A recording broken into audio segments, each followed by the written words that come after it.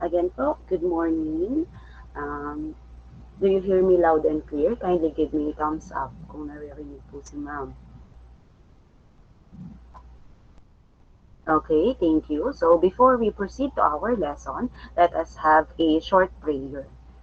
Ibina na, kindly lead the prayer. Opo, ma'am. Lord, you have created us in different shapes and angles, but still you made sure that we are congruent one way or another. No matter which sides, even if there are terms undefined, your teaching will remain our guide. May our lesson today may be made parallel with what you want us to become, and by the time our paths perpendicularly cross, may we face you with confidence. Lord, shower us with your unending love and providence. Amen. Amen. Thank you, Adina. So this time po, let us proceed to our lesson. Our lesson for today is all about parallelism and perpendicularity. So we are on week 4, quarter 4. So let us have our objective for today, our objectives. At the end of the lesson, the learner is able to, so kindly read po our first objective. Anyone, kindly read what will be our first objective. Yes, nak, galang. Determines the conditions under which lines and segments are parallel or perpendicular. Okay po. In this lesson, we are going to discuss the different conditions to be able to prove that the given lines or segments are parallel or perpendicular. Next objective po, second objective. Kindly read po. Yes na, yes kaya po. Solves the value of x so that the two lines are parallel or perpendicular. Okay po. So in this time, we are going to apply the conditions under the given lines or segments are parallel or perpendicular in solving the value of x. Last po, last objective, kindly read. Yes, Aquino na.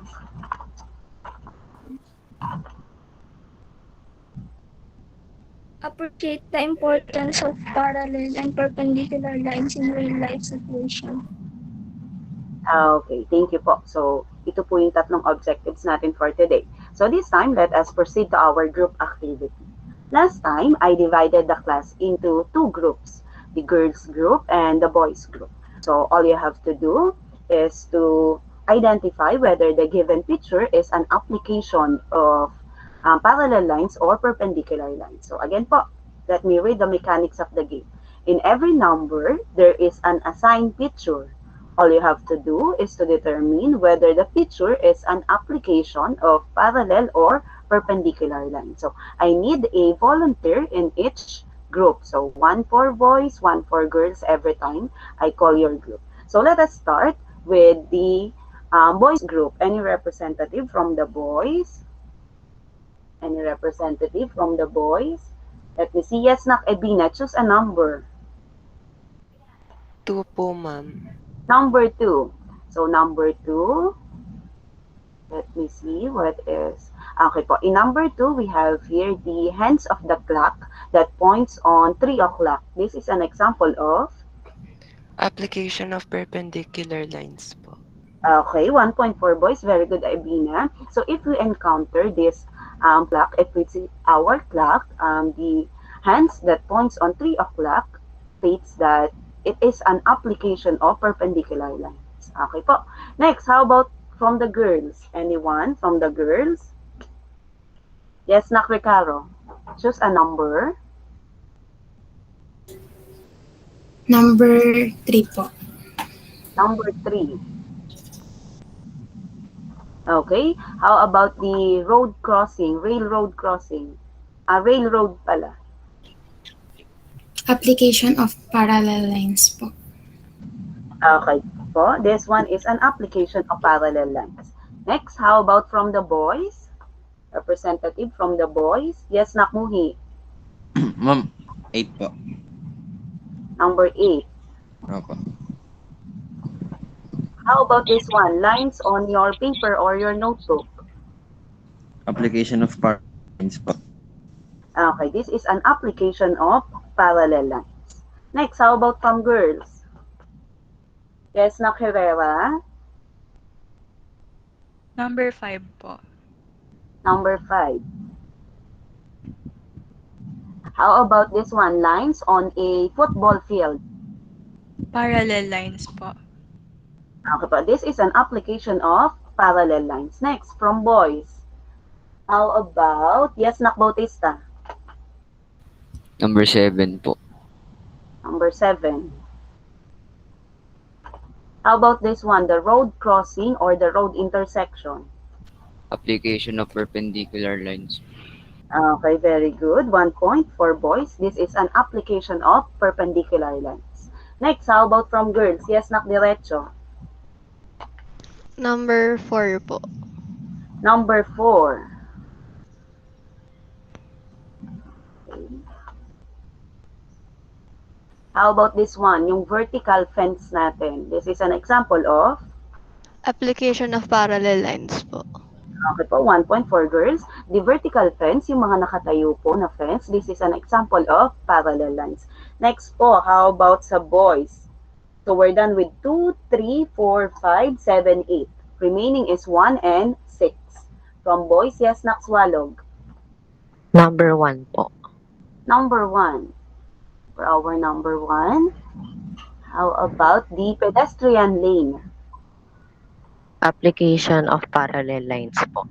Okay po, this is an application of parallel lines. Last one from girls. Yes, Nak Valenzuela. So ito na lang po yung natitira. Number 6. So, wait lang po.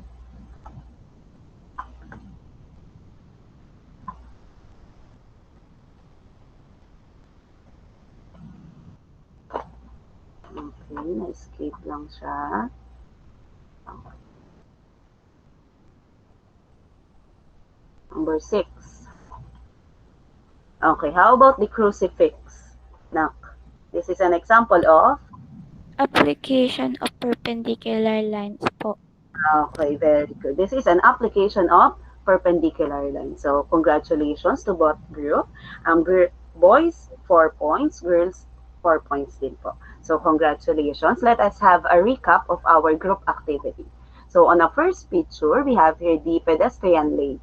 So, pedestrian lane is an example of parallel lines. The second one is the clock. Hence of the clock that points on 3 o'clock is an example of perpendicular lines.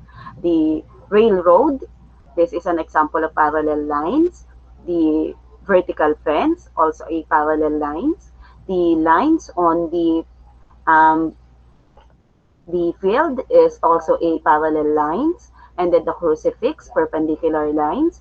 And then the road crossing or the road intersection, this is a perpendicular lines. And then last one is the paper lines, is also an example of parallel lines. So I hope you already realize the importance of the parallel and perpendicular lines. So any question po with our group activity?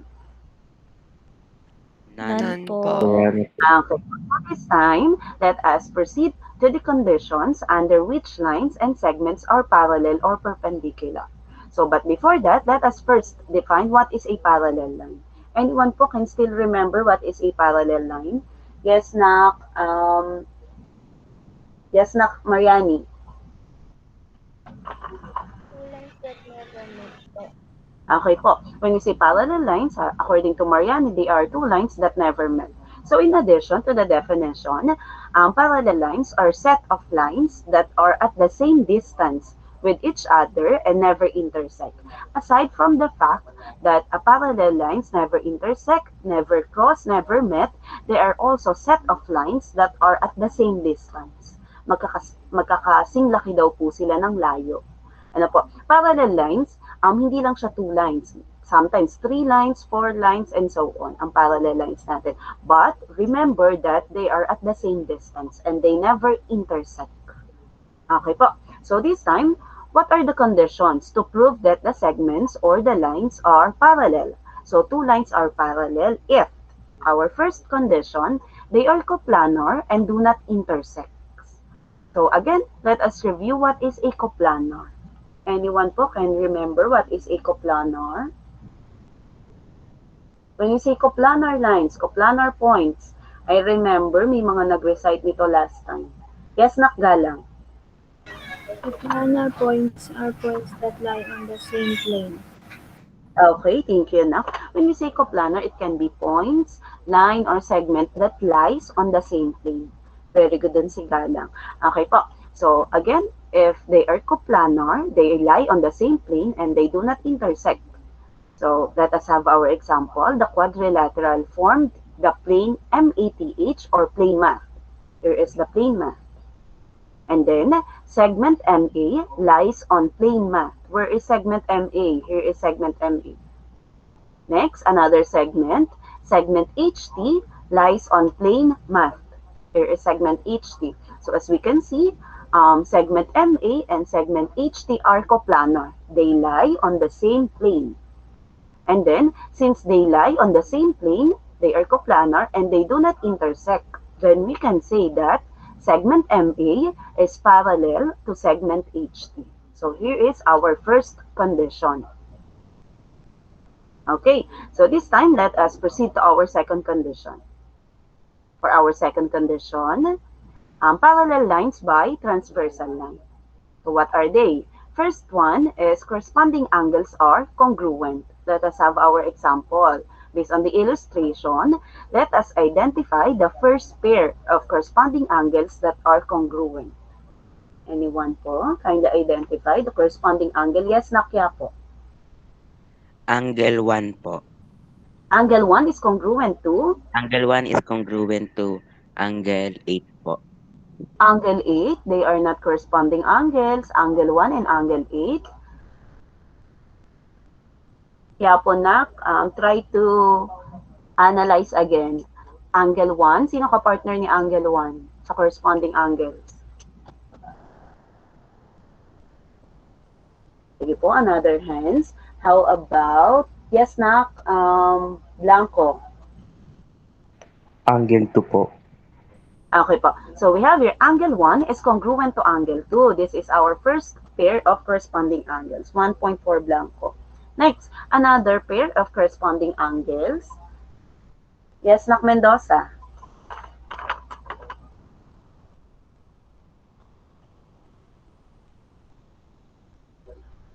Again, Mendoza.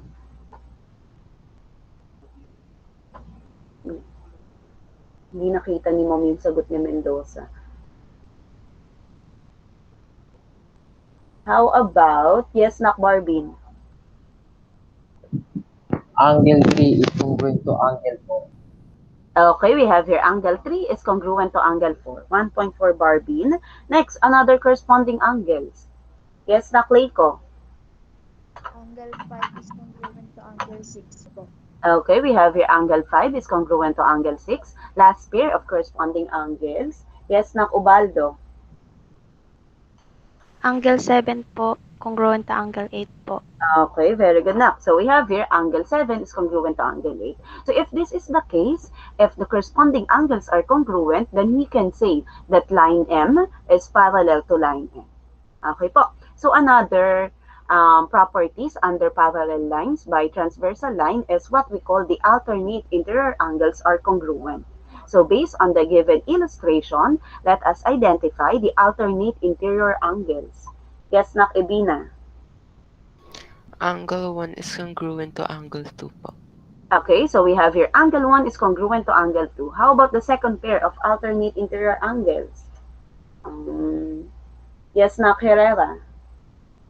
Angle 3 is congruent to angle 4 po. Okay, we have here angle 3 is congruent to angle 4. Where is Herrera? Okay. So, if the alternate interior angles are congruent, then we can say that line M is parallel to line N. Another property is what we call the alternate exterior angles are congruent. Based on the illustration, let us identify the alternate exterior angles that are congruent. How about, yes, Nak Gonzalez? Angle 1 is congruent to... Hindi ko po makita yung may mga nag-raise hands. Angle 1 is congruent to angle 3 po. Angle 3, say, we have here alternate exterior angles, Nak. Angle 1 is congruent to... 4 po. Angle 1 is Oh, are you congruent. sure?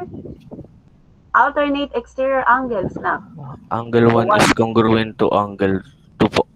Ayun, very good na. So we have here, angle 1 is congruent to angle 2. Hindi niya daw makita. Okay po. 1.4, Gonzales. Next, another pair of alternate exterior angles. How about Manalang? Yes, Nak. Angle 4 is congruent to angle 3 po.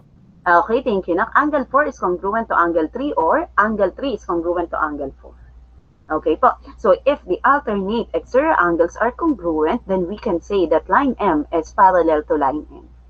Another one, how about the same side interior angles are supplementary? This time, they are not congruent, but they are supplementary. When we say supplementary, they are equal to what measurement? When we say supplementary angles. Yes, Nak. Um, yes, Nak Muhi. What is the measurement of supplementary angles? Ano po? 90? 90, supplementary, no? Complementary is 90. How about supplementary, Muhi? Ano po ulit, ma'am? Supplementary angles. Ma'am, pwede mangula. Answer? What is your answer? How about yes, Nak, Swallow? What is the measurement of supplementary angles? 180 degree po. Okay po, the correct answer is 180-degree movie, not 90-degree. 90-degree is complementary angles. So given, we have here angle 1, angle 2, angle 3, and angle 4. So we are talking about the sum of two angles is equal to 180-degree. So let us identify the pair of same side interior angles. Same side interior angles. Yes, Nak Ricardo. Angle 1 is congruent to angle 2 po. Again po, they are not congruent. No, they are supplementary. So we can say that angle 1 plus angle 2 is equal to 180-degree. Remember that, ha? When we say same side interior angles, they are supplementary, not congruent. Next po, another pair of supplementary angles or the same side interior angles. Yes, Nak Sagala. Angle 3 is congruent to angle 4 po. Repeat po, not congruent. Sum po ang pinag-uusapan natin. Angle 1, anong sagot mo na? Just like this one, angle 1 plus angle 2 is equal to 180 degree. Sagala, what is your answer?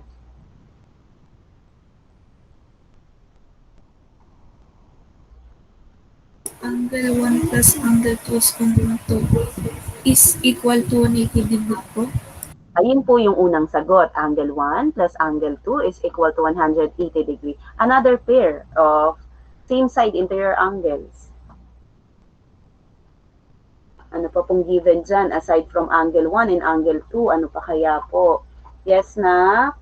How about? Yes, Nak? Baong?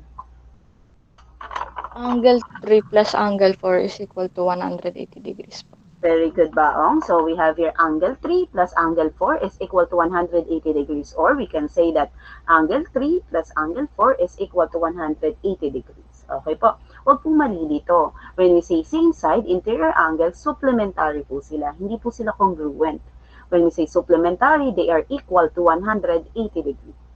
Okay po. So if the same side interior angles are supplementary, then we can say that line M is parallel to line N. Kindly take notes of the following. Okay, so this time, let us proceed to the third conditions to be able to prove that the given lines are parallel. So we have here, if two coplanar lines are perpendicular to the same line, then they are parallel. So let us have this one. Two lines, they are lie on the same plane, so they are two coplanar lines. We have here line M and line N. And then we have our third line, which is line T. So line T is perpendicular to line M. Line T is also perpendicular to line N. So if this is the case, if two coplanar lines are perpendicular to the same line, which is line T, then we can say that line M is parallel to line N. This is the third condition. Okay, next condition, fourth one, is if two lines are parallel to another third line, then they are parallel to each other. So let us have this one, two parallel lines, line L and line M. And then these two parallel lines is also parallel to the third line, which is line M. If this is the case, if two lines are parallel to the third line, then we can say that line L is parallel to line M, parallel to line N. So they are parallel to each other. Okay po. So any question with the conditions to prove that two lines are parallel? Wala na po. Wala Okay, po. thank you po. So this time po, let us proceed to the perpendicular lines. So anyone can remember what is a perpendicular line? Yes, na Brizuela. Two lines that intersect. Aside from the fact that perpendicular lines are two lines that intersect, another definition. Yes, Nak Gaspar. Lines that intersect at a right 90 degrees angle. Ayun, thank you, Gaspar. Two lines that intersect and form a right angle or 90-degree angle. Okay po. So again, perpendicular lines are set of lines that intersect to form right angles. When you say right angles, it measures 90 degrees. Okay po. So what are the conditions to prove that the given lines or segments are perpendicular lines? So two lines are perpendicular if, first conditions, two lines form four right angles. So if two lines daw po intersect and form four right angles, then they are said to be perpendicular. Let us have our example. We have here line AB intersect by line CD at point E. So as we can see, we form four right angles. So first right angle natin, we have here, second right angle, third right angle, and then fourth right angle. So if this is the case, if two lines intersect and form four right angles, then we can say that line AB is perpendicular to line CD. So the symbol for perpendicular lines are the inverted T. Nakabaliktad pong T. Okay po. Ayun yung first condition. Next, how about our second condition? So two intersecting lines form a linear pair of congruent angles. When you say linear pair, they are adjacent and the sum of the measure of two angles is equal to 180 degree. So in this case, congruent daw po. Congruent yung dalawang angles. So let us have our example. Line N intersected by line M. So as we can see, we have here 90-degree angle. And then the second one is also a 90-degree angle. They are congruent, they are adjacent, and they are linear pair. So if this is the case, if two intersecting lines form a linear pair of congruent angles, then we can say that line M is perpendicular to line N. Okay po. So next condition, our third condition, two lines are perpendicular if a transversal is perpendicular to the first line, then it is also perpendicular to the second line parallel to the first line. So let us have our example. We have here transversal M, or we have here line M. And then another line, we have here line T. Line T is perpendicular to line M. Line S, another line, third line natin. Line S is parallel to line T. And line S is also perpendicular to line M. So if this is the case, we can say that line T is perpendicular to line M.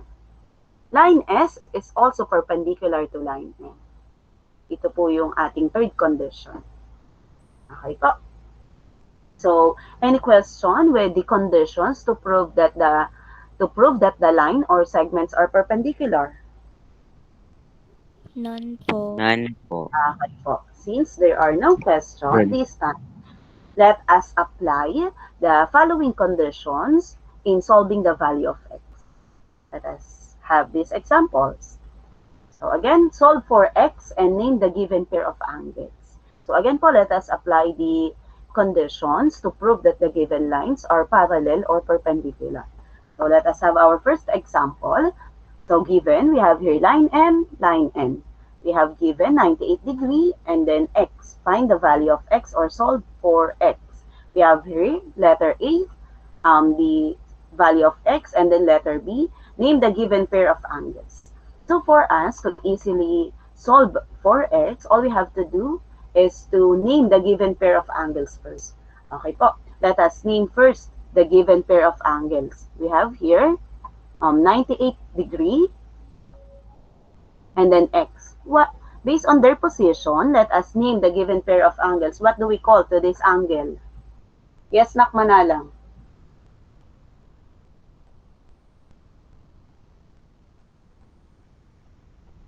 Manalang nak, nakataas ka ba kanina?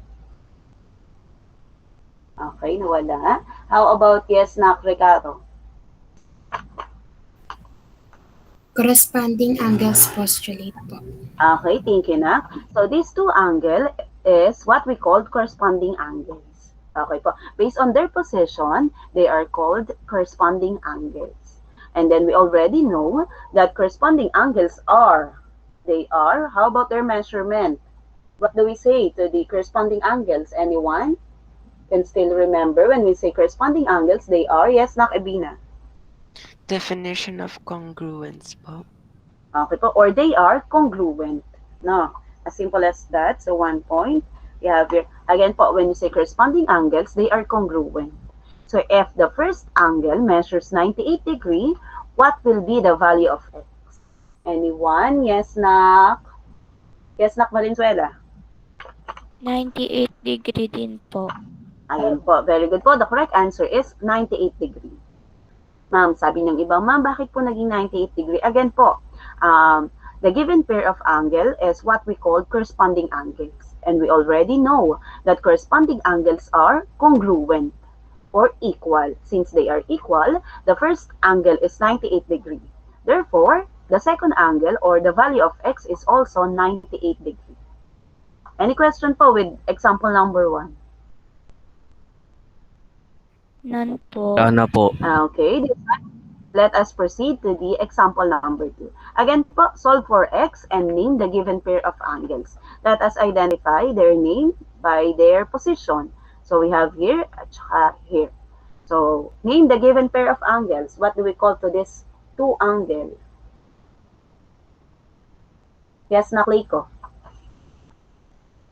Alternate interior angles theorem po. Okay, thank you, Nak. So let us call these two as alternate interior angles. And we already know that alternate interior angles are congruent. They are equal. Okay po. So a while ago, in our example, we have here angle 1 is congruent to angle 2. This is an example of alternate interior angles. So let us assign 5x minus 26 as angle 1. Ito daw po si angle 1. And then, for angle 2, we have here 3x plus 10.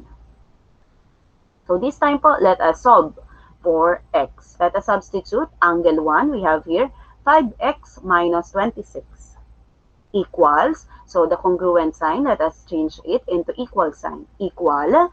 And then angle 2 is 3x plus 10. Equals 3x plus 10.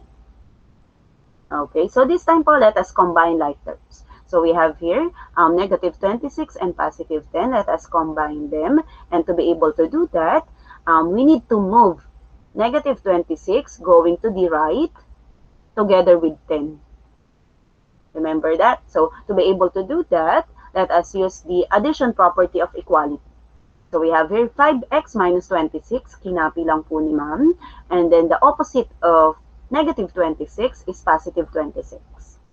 Let us add 26 to the left side. Equals, copy lang po ni ma'am, 3x plus 10. Since we add 26 to the left side, we need to add also 26 to the right side. Positive 26. This time po, negative 26 plus 26, we have here 0. So, we have here 5x on the left side. Equals, copy po ni ma'am, 3x. Then let us combine. 10 plus 26, we have here 36. This time po, let us combine 5x and 3x. And then again, to be able to do that, we need to move 3x to the left side together with 5x. And then to be able to do that, we need to use the subtraction property of equality.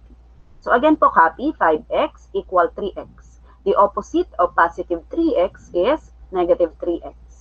Since we subtract 3x to the right side, we need to subtract also 3x to the left side. And then copy 36. This time po, let us combine 3x minus 3x. So 0 na siya. And then on the left side naman, we have here 5x minus 3x. We have 2x. Equals, copy lang po, 36. And then this time po, we need to divide both sides by 2. Divide by 2. 2x divide by 2. We have here 1x or x na lang po. Equals, we have here equals 36 divided by 2 is 18. So, x is equal to 18. Okay po. So, remember po to apply the alternate interior angles which is congruent. Okay po. You can take a screenshot for this example. Next po, any question po with example number 2? Wala po. Wala na po. None po. Okay po, thank you po sa pagsagot. Next, how about example number 3? Okay po. So, based on their position, let us name the given pair of angles. Okay po, based on their position, ano bang tawag natin sa kanila? Anyone po? Another hands, please. Yes, Nak. Yes, Nak, diretso. Same side interior angle po. Okay. So this one is what we call same side interior angles. And we already know that same side interior angles are, anyone nga po can still remember, same side interior angles are, yes, Nak Ricardo. Supplementary po. Okay. Same side interior angles are supplementary or they are equal to 180 degrees. Okay po. So, in our example a while ago, we have this one. Angle 1 plus angle 2 is equal to 180 degrees. So, let us assign the value of angle 1. Let us, for angle 1, let us assign x. For angle 2, let us assign x plus 58. So, let us substitute them. For angle 1, we have here x. Plus, for angle 2, we have x plus 58 equals 180. So this time, again po, let us combine like terms. X plus x, we have here 2x. And then copy po, 58 equals 180. Next po, let us combine 58 and 180. Again po, to be able to do that, we need to move 58 to the right side together with 180. Let us use the subtraction property of equality. Again po, copy lang natin, 2x plus 58. And then the opposite of positive 58 is negative 58. Equals 180. Since we subtract 58 to the left side, we need to subtract 58 to the right side din po. This time po, let us combine them. 58 minus 58, we have here 0. And then copy 2x. Equals 180 minus 58, we have here 122.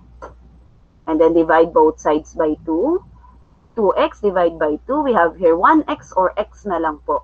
Equals 122 divided by 2, we have here 61. So the value of x is 61. Okay po. So, tingnan po. Any question po with example number 3? Wala po, ma'am. Okay po. So this time, let us try on your notebook. Get your notebook and your pen. Let us try this one. For your learning task 1 po ito. For boys, answer number 4. And then for girls, answer number 5 only. Again po ha. For boys, answer number 4 only. For girls, answer number 5 only. This is only good for 5 minutes. So it's already 9:34. So 9:39, let us check.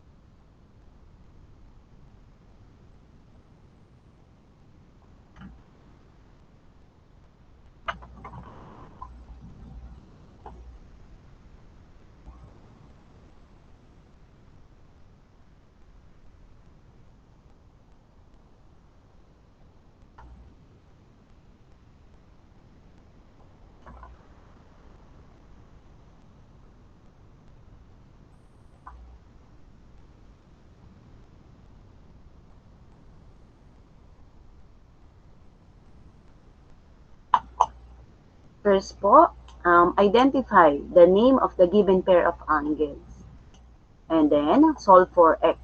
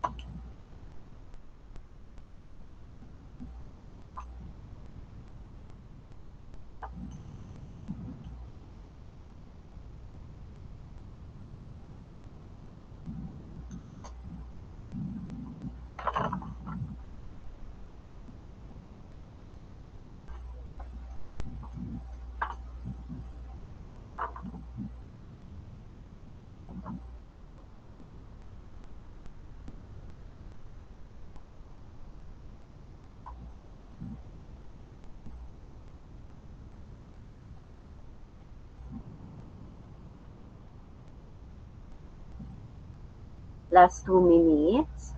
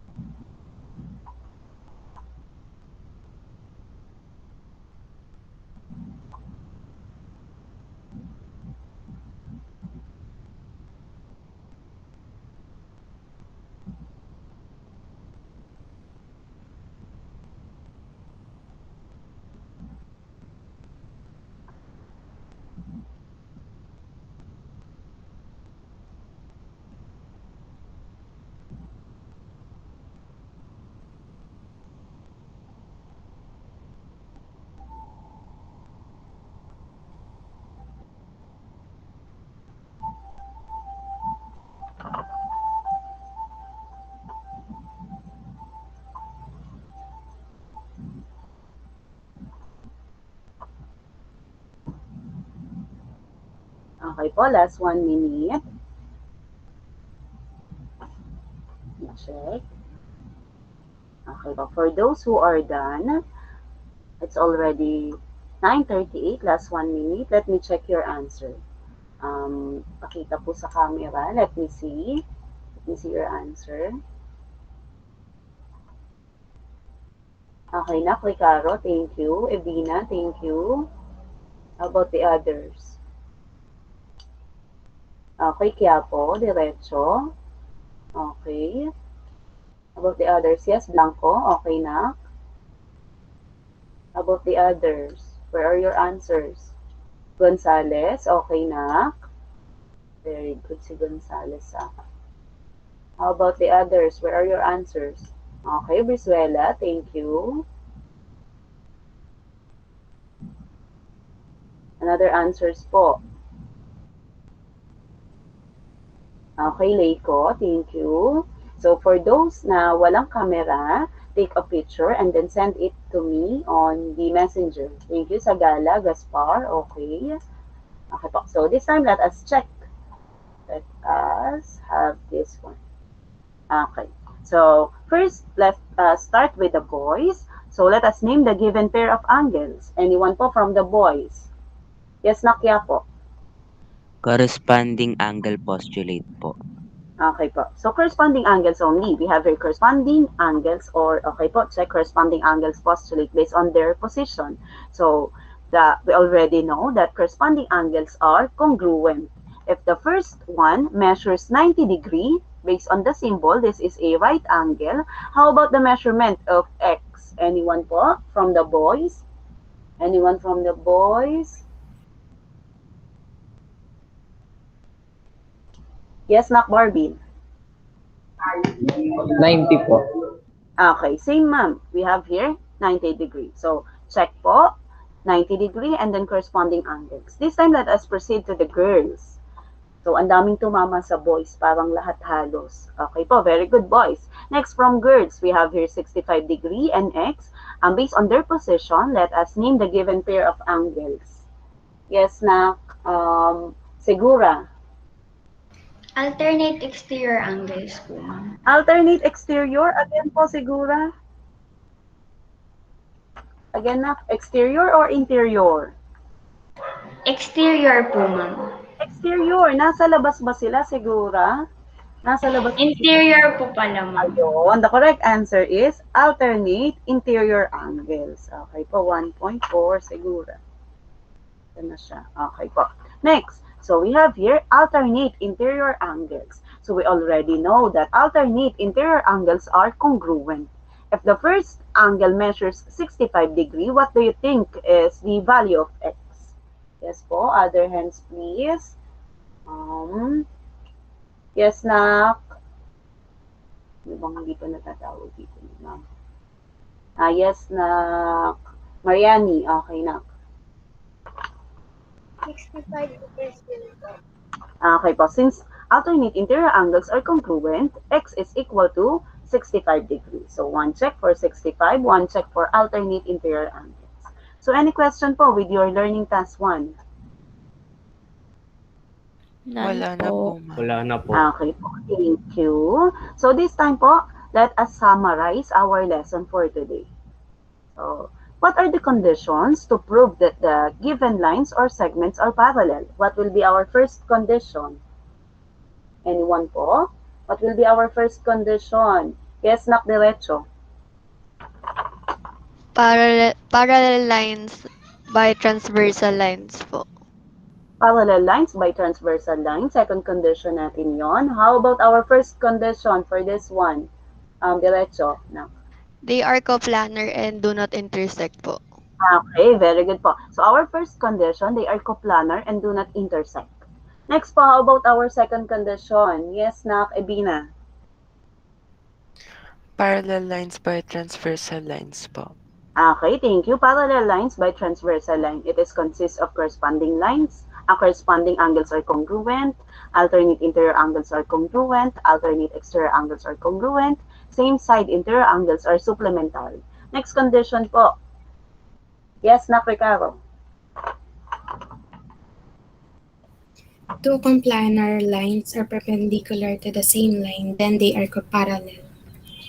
Okay po. So if two coplanar lines are perpendicular to the same line, then they are parallel. Last condition for a line to be a parallel. Yes, nak, Galang.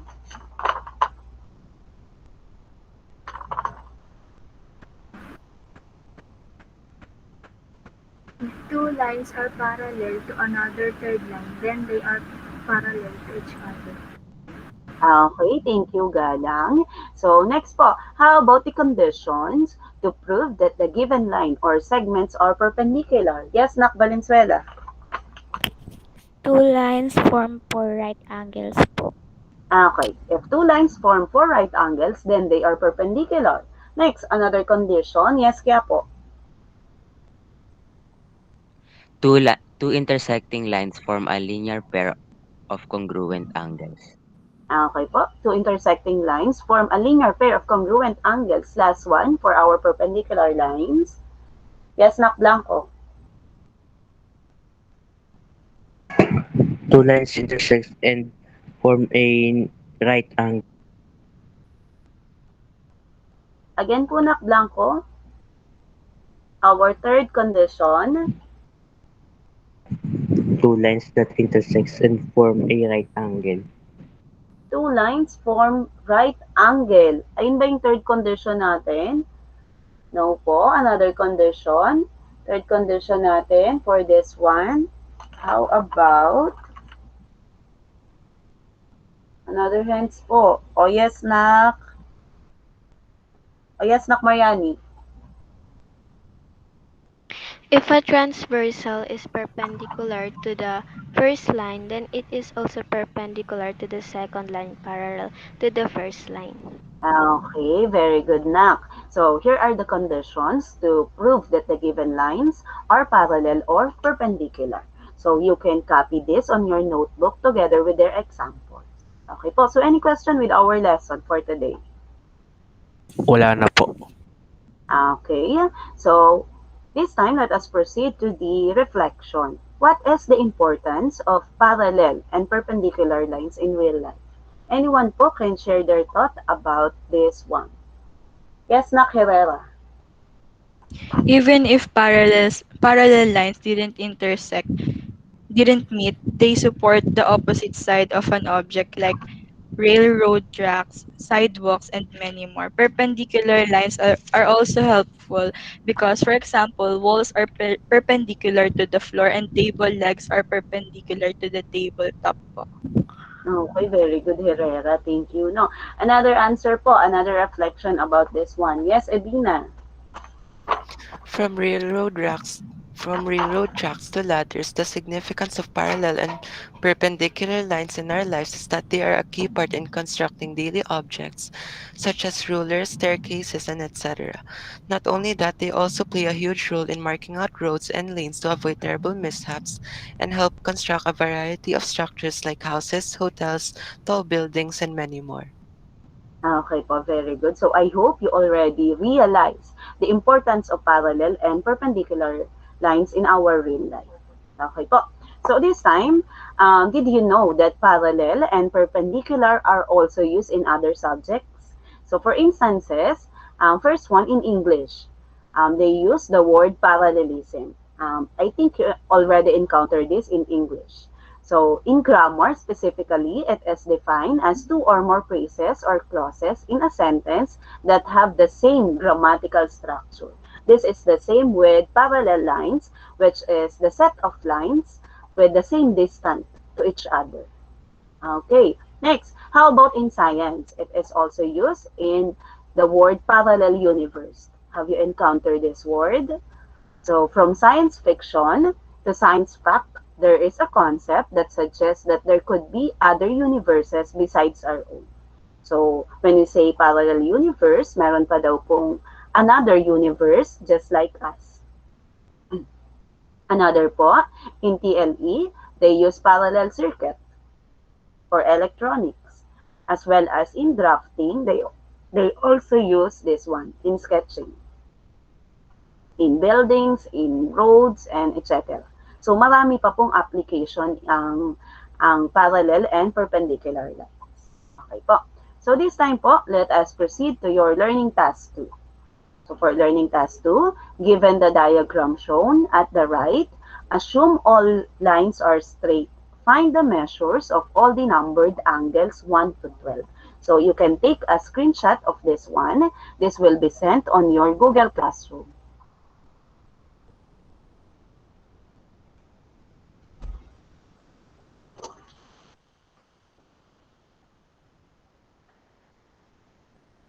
Okay. Any question with our lesson for today? None None po. po. None po. Okay. So this time, if there's no question, this is all for today. Thank you for listening. So let me check the attendance first before you leave.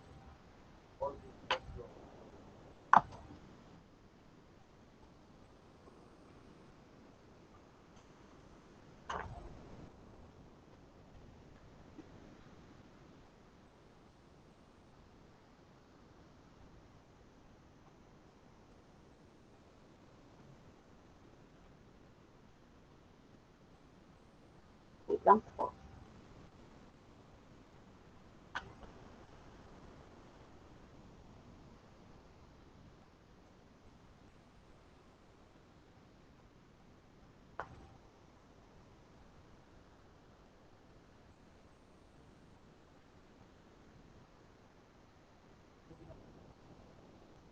Okay po, wait for a while. Let me take a picture of us.